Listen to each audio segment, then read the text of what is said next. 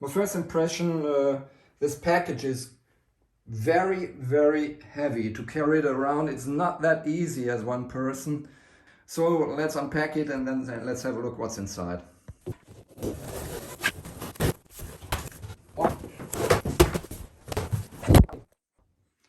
Okay, here it is. I did not switch it on so far. Let's have a look around. This is wonderful here, this wooden stuff. I was fearing it was different from what I've seen in the pictures, but it's really nice, really well done, really heavy, I already told you. Okay, USB MIDI out, and that's okay, no problem. And filter and arpeggio for switches and outputs. I did not know, left, right and mono. We'll have a look at that. So, very nice so far, optically, and very heavy, very well done. Oh, the key bed is really nice to play with. All right, first sound. Normally it needs time to adapt to the temperature in the room. The Prophet is very sensible to that. In the Moog One really had some issues with the first firmware, but this one,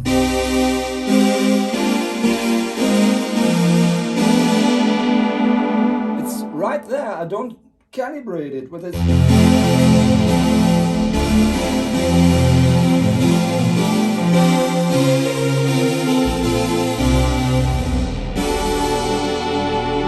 This is great, this is great. So obviously there's banks and groups, and each group contains of 8 sounds.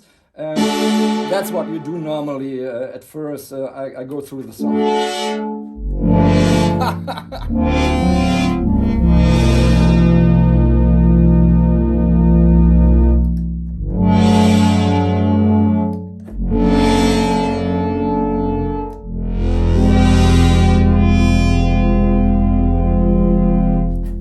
Immediately this Oberheim mode. Here.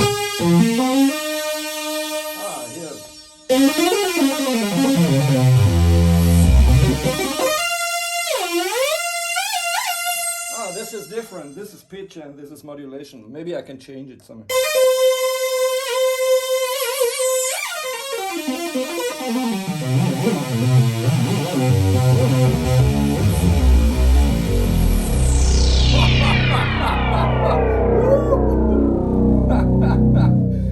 What the shit? This thing is really...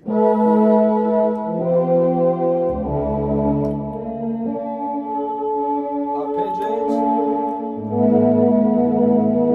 So let's get to the filters here.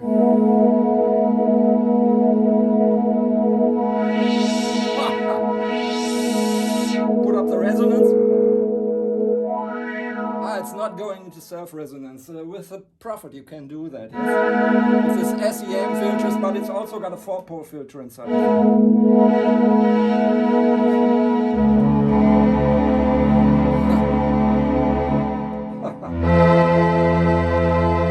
what about octaves? Up and down, yes. It only goes 1 up, 1 down. That's what I read, yes?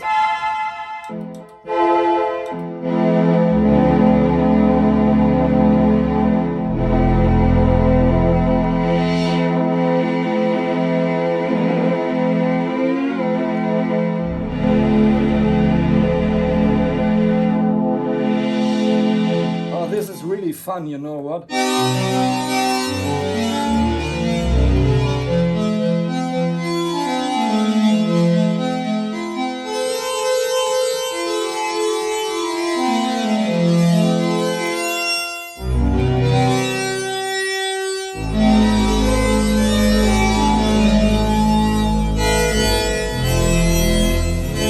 Here it needs to be adapted to this room here, yes?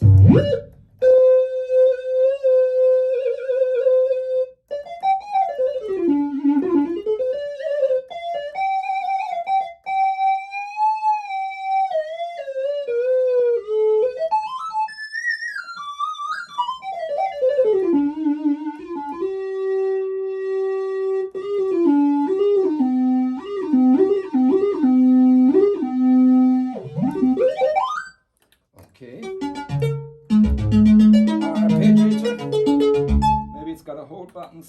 I check if it's holding.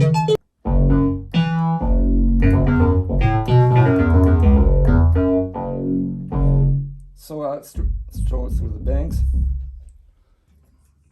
So let me talk about why did I buy this. It's very expensive. In Europe it's about 5,500 or something around that. And yes, and I got all these other synths here. I got the Prophet 10, I got the Waldorf Quantum, I got an old ARP Odyssey from the 70s, I got the Voyager, I got the Moog One. So why does this idiot buy something like that? The first thing is that I'm a professional musician, and I'm into sound synthesis since the 70s and end of the 70s, and it was always a dream. You say this is a personal thing, it was always a dream, but it's legitimate when you're a professional, and I'm coming from the piano and also guitar player, that you invest in instruments, and this is a real instrument. It's not a plug-in. Nothing against plugins, but this is sort of like handmade. It's not really handmade, of course, but it's an instrument. You can touch it, and it's got this old school mojo. And most important to me, it's part of, I'm an old man. It's part of my heritage and part of the heritage of other people, like the Prophet 10. And we remember Dave Smith, rest in peace, Dave Smith, that to his 70th birthday, he relaunched the Prophet again. Years before he said, I will never do it, but he did it. And there's a certain kind of personality in these instruments, and this was one of the last babies of Dave, and especially Tom Oberheim, who is still around. What I think is brilliant, that is still doing things like this. So there's sort of the mojo and the character and this whole history of these wonderful guys carved into these instruments, and that is very special. I don't know if you might not understand that when you've not been in that for so many decades. I can do many things with this virtual instruments, but this is totally different. If you touch it, you have a personal connection to it, and it's like an extension of my personal expression and emotion and creativity, and the whole thing, like it's made. This is not, well, this is a modern synth here. It's Novation Peak. You see, everything is packed in very small and many buttons, and this is like a piece of art, you understand? Even the Voyager is even more. It was the last baby of Bob Moog and Herb Deutsch, who also recently died. What's going on there? All these guys are leaving us, but this instrument stay.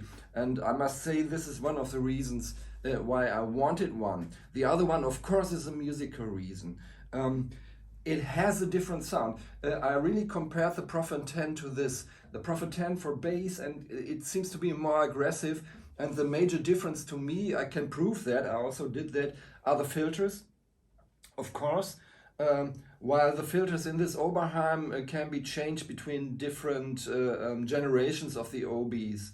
Yes, like you can change here also, like with this vintage knob. But I found they're totally different, and what I found from Oberheim is I need it for certain kinds of music. I will show you, I'll show you a picture right now. This is the Oberheim standing in the studio.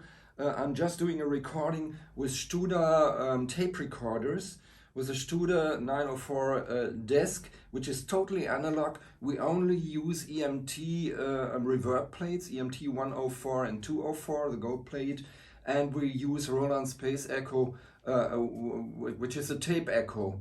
So if you do that with such an instrument, it's incomparable. It's incomparable. I was really amazed in the studio when you play this typical Oberheim. It's like, sounds like butter, you know. And when you keep it in the analog domain, it's really fantastic.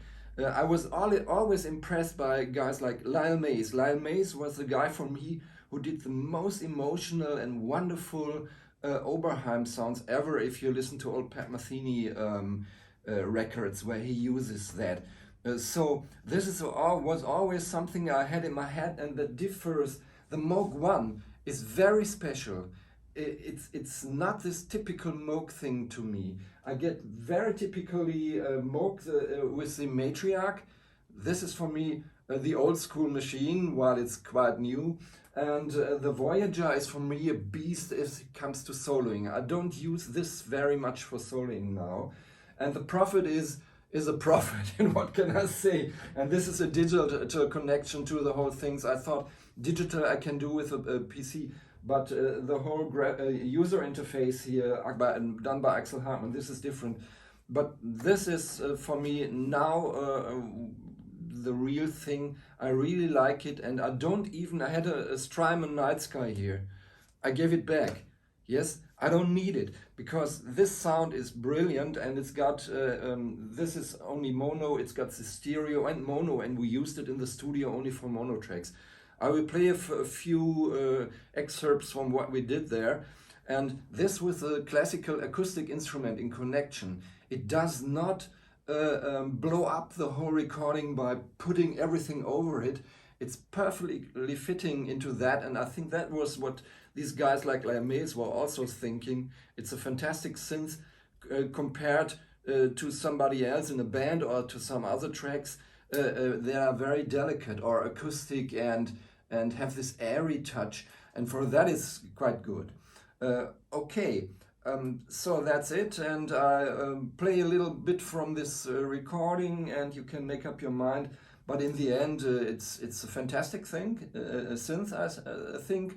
And well, the price is high, but remember the 80s when the original machines came out, it was even higher, comparable to what it is right now. Okay, so Oberheim is back again, and I'm really happy with that.